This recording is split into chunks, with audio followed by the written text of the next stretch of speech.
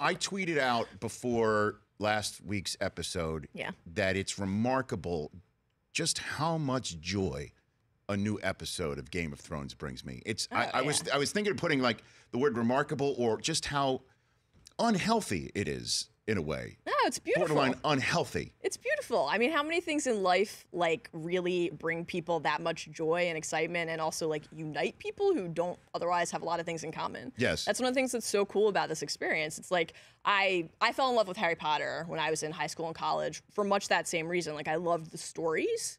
I loved the books. The movies were like fine. Right. But it was like getting to talk to people about something every day and like having someone recognize and like not make fun of your obsession. That's like a pretty rare thing in life, actually. It's very cool. Well, I mean, my first initial thought about it, and it was tough to get my wife into it, is you think it's like Dungeons and Dragons. Like there's an 18-sided die and you roll it, and then suddenly a Dothraki goes up against somebody from Dorne, and then you're trying to figure all these things out. How do you keep... That sounds great, by the way. I would play. I would happily play that game. You're in. So, but how do you keep track of all this stuff? Because I think I'm a very keen viewer of television and pop culture, but sometimes I need to watch something 3-4 times. You're going on the air right afterwards, and you have your stuff locked and loaded. I mean, it's tough. It's tough to process the episode that quickly and discuss it in like a hopefully entertaining and intelligent way immediately. But I think, I've read the books numerous times. I've watched the show like every season.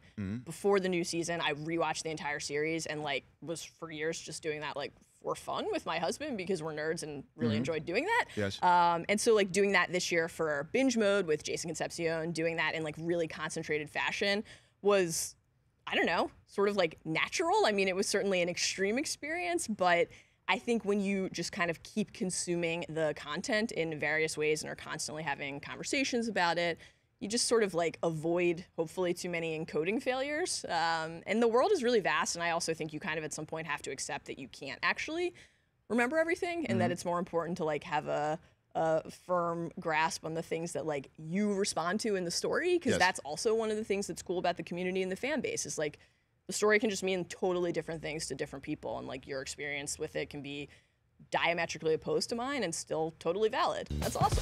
The Rich Eisen Show, weekdays at noon Eastern on radio stations across the country and audience. If you like that, please download our app. There's lots of fun things there other than just more of the videos you just saw. You can call us from the app. You can email us from the app. Just download it. Trust me, you'll enjoy it.